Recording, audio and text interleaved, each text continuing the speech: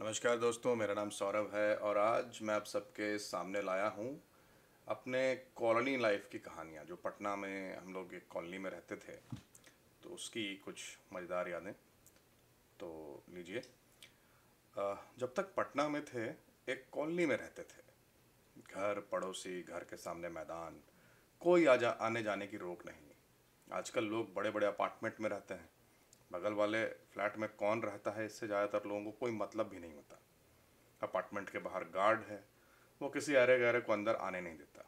सब लोग अपने अपने घरों में बंद टीवी, टैबलेट, लैपटॉप या मोबाइल के साथ खेल रहे होते हैं।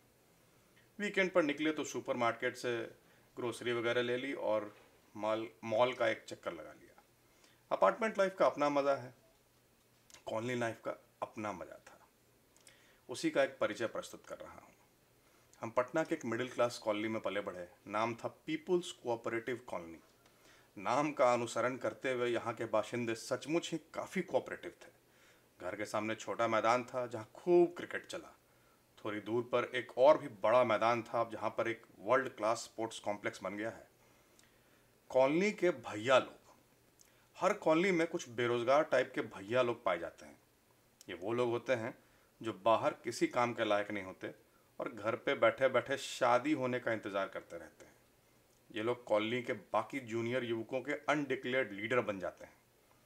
अब उस समय गूगल तो था नहीं, 1990s की बात है ये भैया लोग ही हमारी सारे ज्ञान का जरिया थे और इनको लगभग हर विषय के बारे में बिल्कुल उल्टा पुल्टा ज्ञान होता था, जिसका प्रतिपादन ये बिना संकोच के करते थे। अरे जानते हो, कराटे ब्लैक बेल्ट को दो मर्डर अलाउड होता है? हैं? नहीं जानते थे? तुमको पता है अमिताभ बच्चन का हाइट 7 फुट है। उसके लिए स्पेशल कैमरा यूज होता है, नॉर्मल कैमरा में तो फिट ही नहीं होता था। अच्छा, टाइटैनिक वाली जो बुढ़िया थी ना, ये असली पैसेंजर थी। पूरा रियल स्टोरी है उसका। यही लीडर लोग अगजा यानी होलिका दहन में हम लड़कों की टोली को लीड करते। क्रिकेट खेलते समय भले ये सिर्फ ब्लाइंड हिटिंग, कहने का मतलब आंख मूंद के बैटिंग करना, मगर ओपनिंग, बैटिंग, बॉलिंग दोनों इन्हीं को करना रहता। क्रिकेट के नए नवेले नियम कानून भी ये वहीं खड़े खड़े बना देते अपनी ज़रूरत के हिसाब से। अगर राउंड द विकेट बॉल फेंक रहे हो ना, तो घुटना के ऊपर कहीं फुल टॉस नो बॉल होता है, पता नहीं था? कुछ भैया लोग एक लेवल ऊपर होते थे, चाचा के लेवल पर। ये लोग शिकार खोजते रहते अपना टाइम काटने के लिए। कहाँ पढ़ते हो डे? किस क्लास में हो? इंजीनियरिंग करना है कि मेडिकल? बेसिकली हम लोग इन जैसे महा बोरिंग मनुष्यों से दूर ही रहते। एक बार मगर मैं और एक दोस्त ऐसे ही ऑक्टोपस जैसे चाचा जी के चंगुल में फंस गए। मगर हमने उनको ये ज्ञान बांट दिया कि हमारा स्कूल ज्ञान निकेतन असल में रविंद्रनाथ टैगोर के शांति निकेतन का ही हिस्सा है और शर्मिला टैगोर तो कभी कभी आकर पढ़ाती भी है वहाँ। चलिए कॉलोनी के क्रिकेट की बात करते हैं। हमारी कॉलोनी की एक टीम थी। कॉस्को क्रिकेट की बॉल हर साल दिवाली के बाद पिच बनाया जाता था। फिर रोज़ शाम क्रिकेट। घरों में बॉल जाते थे। कुछ घर वाले अच्छे थे, कुछ पंगेबाज, स्पेशली जिनके घर में नवयुवतियाँ रहती थी। उन्हें लगता कि हम जानबूझकर उनके घर में गेंद फेंक देते थे। अब ये सरासर गलत इल्ज़ाम तो नहीं था, पर कभी कभी गलती से भी गेंद चली जाती थी। अब भाई 22 रुपए की गेंद जो सभी लड़के चंदा करके खरीदते थे, वो अगर रोज़ कोई घर वाला दबा ले तो कब तक ये इंटॉलरेंस बर्दाश्त की जाएगी। हमारे एक मित्र ने एक अजीब सा उपाय निकाला। वो रोज़ एक अंडा उन साहब के घर पर फेंका था। ऐसा करीब 1 महीने चला। धीरे धीरे उन साहब को भी एहसास हो गया कि उनके घर पर अंडों की बारिश क्यों रही है। आकर हमसे जिरह की, मगर उसके बाद उनके घर से बॉल वापस मिलने लगा। गर्मी की छुट्टियों में सुबह 5 बजे उठकर मैच खेलने जाने का अलग ही मज़ा होता था। 5 बजे उठकर पढ़ाई कर लेते तो हमारी माता जी देवघर में प्रसाद चढ़ाती। बस एक गड़बड़ होती थी कि बड़े वाले मैदान यानी पटना, यानी जिसको हम लोग रेनबो फील्ड बोलते थे, वो एक्चुअली में पटना का सबसे बड़ा ओपन एयर फर्टिलाइज़र प्रोडक्शन केंद्र भी था। वही फर्टिलाइज़र रोज़ सुबह हर ह्यूमन बीइंग अपने शरीर से पैदा करते हैं। अब उर्वरक उत्पादन की प्रक्रिया का लाइव टेलीकास्ट के साथ साथ कभी कभी ज़्यादा जोश में फील्डिंग करते समय आप अपने साफ सुथरे जूतों को भी फर्टिलाइज कर डालते थे। इन सब के बावजूद कॉलोनी क्रिकेट का जो रोमांच और आनंद था, वो तो अब खैर आईपीएल में भी नहीं मिलेगा। कॉलोनी की शादियाँ, हर साल किसी न किसी घर का नंबर लगता था। कॉलोनी के ग्राउंड में बड़ा सा पंडाल। नॉर्मली आप जिन लोगों को लुंगी गंजी में टहलते हुए देखते, वो लोग आज सफारी सूट में सेट होकर पहुंचते थे। कई लेडीज़ लोग तो मेकअप की वजह से पहचान में ही नहीं आती थी। एक बार का याद है, बगल की शादी में प्लेट ही ख़त्म हो गया। लंबी लाइन लगी हुई थी। हमारा घर 10 कदम पे था। मजाक में हमने मेज़बान भैया जी से पूछ लिया कि अगर ज़्यादा देर हो रहा हो तो अपने घर से ही प्लेट ले आएँ क्या। भैया थोड़ा बुरा बुरा मान गए थे। और लेडीज़ लोग अपने काम में लगी रहती। दूल्हा दुल्हन का on the spot critical review हो जाता। लड़की का रंग कम है, दुबली भी लग रही है, लड़का भी तो एजेड लग रहा है। दूल्हा दुल्हन का एनालिसिस करने के बाद बारी आती दूसरी औरतों की। ए जी, बंटी की मम्मी का सेट देखिए तो बहुत चमक रहा है। एह, अमेरिकन डायमंड है तो परसों ही न दिखी थी होटल सत्कार में सेल लगा हुआ था।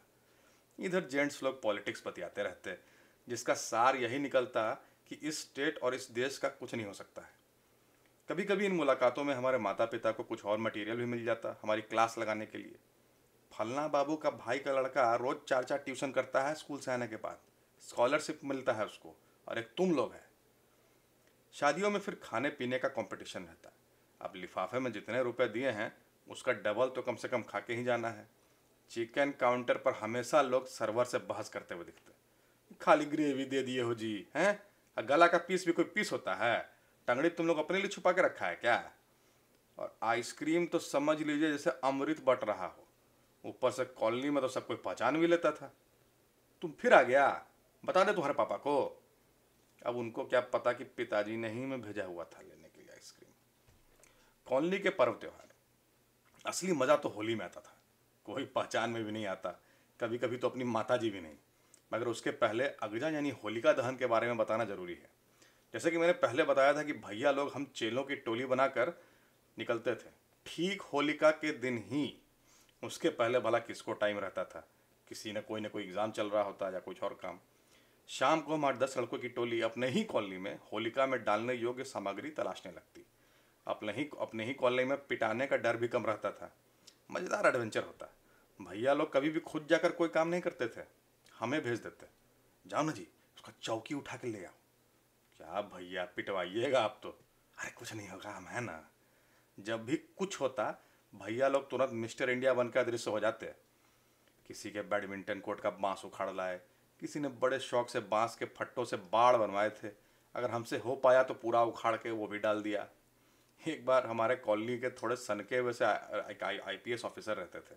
उन्होंने बड़े शौक से एक बकरा पाला हुआ था, पता नहीं क्यों। उसके लिए एक छोटी सी झोपड़ी भी बनवा डाली थी। बकरा तो लगता है किसी दिन हलाल हो गया, मगर उस झोपड़ी का हमने असली उपयोग किया। पूरी की पूरी झोपड़ी उठाकर ही अगजा में डाल दी। कम से कम 50 फीट तक ऊंची लपटें उठी थी उस बार।